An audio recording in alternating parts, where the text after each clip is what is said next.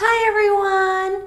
Okay, as promised, this is going to be my 10 worst holy fail makeup products ever because, I did my more positive, more cheerful 10 holy grail makeup items before, and I mentioned I didn't want to sound like a cheerleader on Prozac, so I'm gonna make it fair and mention my 10 worst makeup products ever. So unfortunately, 3 of them I've trashed already, so I guess I'll just use pictures from the internet. I'm so sorry about that. I swear, beauty blogging is gonna turn me into a hoarder because I'll just keep all these crappy products just to show you guys how crappy they are.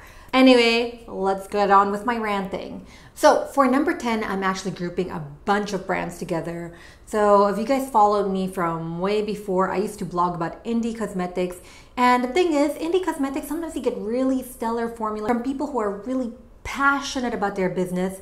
But unfortunately, sometimes you literally get some person tinkering in their dorm room bathroom. So it's going to be not that great. So I've tried out a bunch of indie products, and usually the most risky products are the non-loose powder products, especially bullet lipstick formulas. I've had so many terrible lipstick formulas, from those that went rubbery to those that are just completely waxy and you can barely get the colors out. I've also had bad experience getting liquid foundations and concealers from indie brands, a lot of separation issues, or again, they just go completely greasy. One of my worst concealer ever was from a brand called Glory Boon, which apparently is pretty popular, but I had such a hard time working it. First, they only come in one shade. It's supposed to be universally flattering, but we all know universally flattering is usually not that true. Or they just mean universally flattering for white people, not for people with my skin shade or somebody with a darker skin shade. So clearly universally flattering is not true, and I tried it. It was so streaky and greasy. I really felt like I just put cooking oil and pigment on my face. Really, really gross. And you guys know me, I normally like Fire Nay, but this is a sample of one of their lipstick and it's like rock hard. I really have to push hard to get the color out. And when I get the color out, it's not bad. It's slightly streaky, but I can still build it up. But this is one of the better formulas. There's a bunch I trashed where it's just completely waxy and I had zero luck getting the color out. And I was really shocked because normally Fire Nay is one of my favorite brands ever. It's really, really good. But again, Fire Nay isn't the only one who did this. Limnit's initial formula did go waxy after a few months, but their new formula is amazing. I've had them for a year and they're really, really good. So yeah, there's actually quite a lot of brands out there. And I think if I just mentioned every single one of them, I'd end up making a list of 100 worst products I've ever encountered. If you've had a bad experience from an indie brand, give them another try because they could end up reformulating and becoming really, really good. And they reformulate so fast that it's hard for me to keep up with the indie scene because I felt like I can't keep up. They keep reformulating and they keep changing, and I can't keep buying the same colors over and over again. And if I don't buy the new formula, sometimes I get angry loyal fans who see the brand as their personal BFF, and they'll tell me like, they've reformulated, take down your review, it's horrible. I'm like, well, you guys, I can't keep buying. So, this is my review as it stands. Maybe they've reformulated.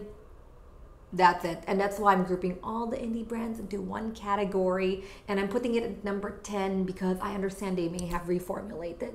So don't hate me, I'm sorry, but that's the formula when I got it, and I understand they may have gotten better if they reformulated. Number 9, the Makeup Forever Artiste Rouge in odd colors.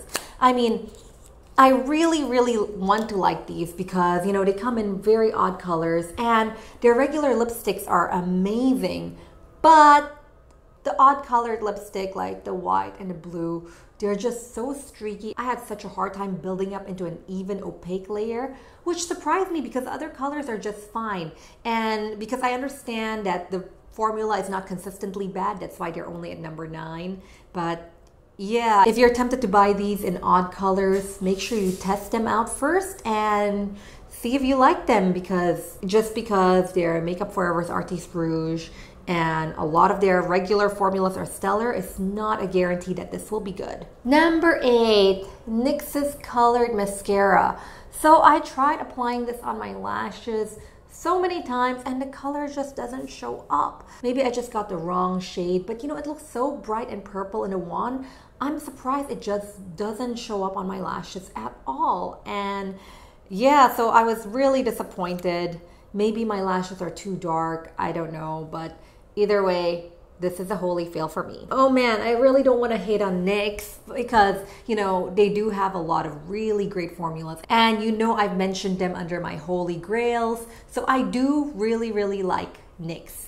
But their soft matte lip cream and odd colored formulas are so streaky. I mean, most of their soft matte lip creams are fine, and in fact I really like them. Some of my favorite lip colors are from the soft matte lip cream range, but the odd colors, they're very streaky and extremely difficult to work with.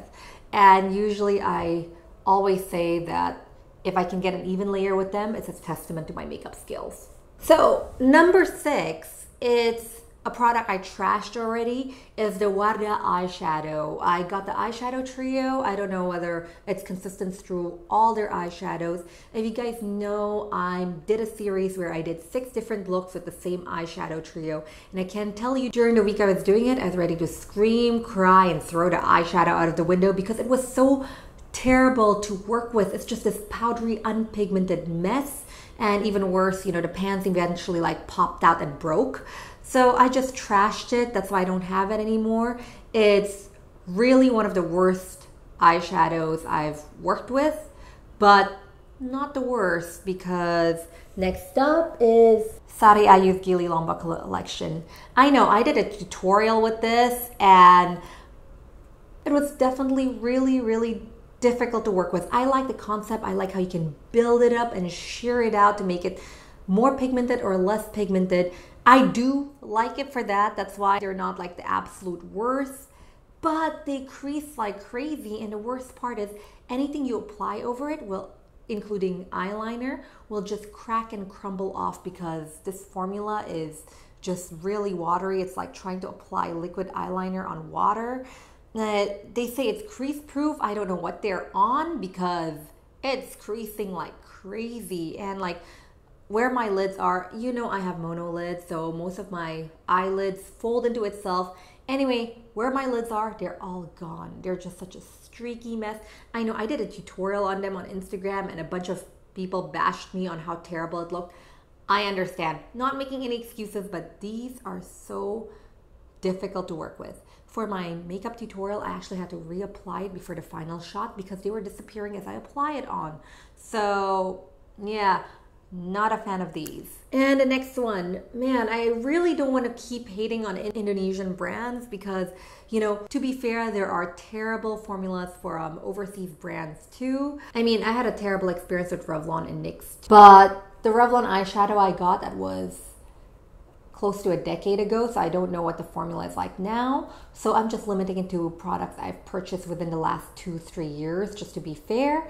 And I wanted to add NYX's old eyeshadow formulas into this too because they were so terrible. But then I got the Perfect Filter palette and it was amazing, so I feel like it's not fair to mention NYX again. Then again, okay, swatch all the eyeshadows because you don't know the consistency. I really like the Perfect Filter palette, but I don't know about the rest because the others are difficult to work with. So anyway, okay, enough rambling. I'll go on. I swear I'm not hating on Indonesian brands, but okay, number 4, again, it's Sariayu. As you can see, they're all already crumbling. They were just so powdery and again, chalky and unpigmented.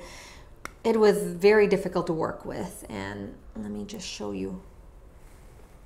That is this very bright blue over here. Okay, I have to be really careful. Okay, say the black. It's really hard to mess up with black because, you know, no matter how bad the brand is, it's very easy to create a good black formula. But Look how powdery and chalky and unpigmented it is. It's just really, really, really terrible. And I feel really bad about saying this because I understand this is supposed to be cheaper, but I personally will pay a bit more. For example, makeover is slightly a bit more, but it's so good. So, you know, I will pay a bit more just to get a better quality. Now, number 3 is another product that I've already trashed. It's Smashbox CC Cream. I don't know how they did it, but they managed to create a product where the coverage is crap, and at the same time, it's so greasy and looks like I have tons of makeup caked on. I'm like, how the heck do you do that? How are you cakey and provide barely any coverage at all? Like, I mean, if you're low coverage, you should look like I'm not wearing a lot of makeup, but I look like I have tons of makeup piled on. It looks like I've taken a spatula and apply like layers and layers of makeup on, but at the same time, no coverage, just all my flaws show up. So I don't know how they created such a terrible formula, but I'm slightly impressed because it's really crap. It has to take effort to be that crap. Anyway, number 2, Clio's Lipnicure. Okay, I don't know what's up with my luck today, but I'm using 2 products that are absolutely shit. First, I'm using Clio's Lipnicure. I just applied it and look, you can already see it's like crumbling and flaking. What the hell? The second one is Benefit's Push-Up Liner. It's just like a crumbly, crazy mess. So right now I only have the top coat. I already threw away the actual color. The top coat's not that bad actually. It's like a moisturizing gloss. I use it for a glossy look.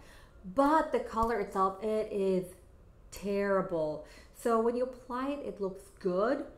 But immediately as soon as you move your lips the slightest bit, it starts crackling and crumbling. And throughout the day, it's just crumbling like eraser dust and you can't build it up at all. It was really crappy. I mean, I tested it out in the drugstore. I applied it on my hand. I'm like, wow, it looks good. And the thing is, I forget that on my hand, you know, it's not really moving, so it's okay. So I think the only way you can make this product work is if you've had your lips injected with so much fillers to the point where they're immobile sausages, then this product is for you.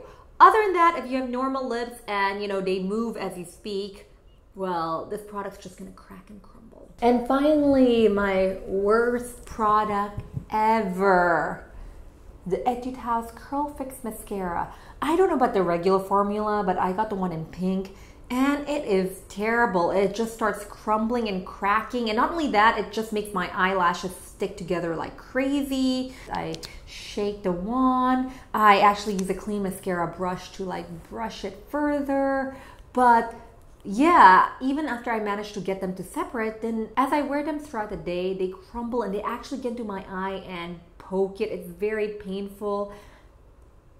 Just because it's a hazard to my eye and can potentially blind me, this is going straight to the worst product I ever owned. Yeah, so, well, I mean, maybe you can, I did try to make this product work. I tried using it on my brows, but the color just doesn't stick on that well. I tried applying it on false lashes, but it just ruined the false eyelashes. It really looked like you dunked the fake eyelashes in regular paint and let it dry. In fact, I think I will get better result with regular paint because at least it'll be more opaque. So this is really the worst product I've ever owned. Seriously, when it got in my eye, it was so painful. I was crying my eyes out. I hate this so very much. Anyway, that's it for my 10 worst products. I'm hoping I don't sound too negative. And yeah, if you'd like me to do more of these, I mean, it's actually hard to find the 10 worst products because I do shop too much. So there's quite a lot of stuff I want to rant about. So if you'd like to see me rant more, let me know. If you want me to see me rave more, let me know too, because I can go either really positive or really negative. It's good. I have very strong opinions and I can go both ways really easily. Anyway, thank you so much for watching this, and if you enjoyed this, please feel free to like, share, or hit the subscribe button below. And also turn on notifications if you don't want to miss any of my videos. So I'll see you guys next time. Bye!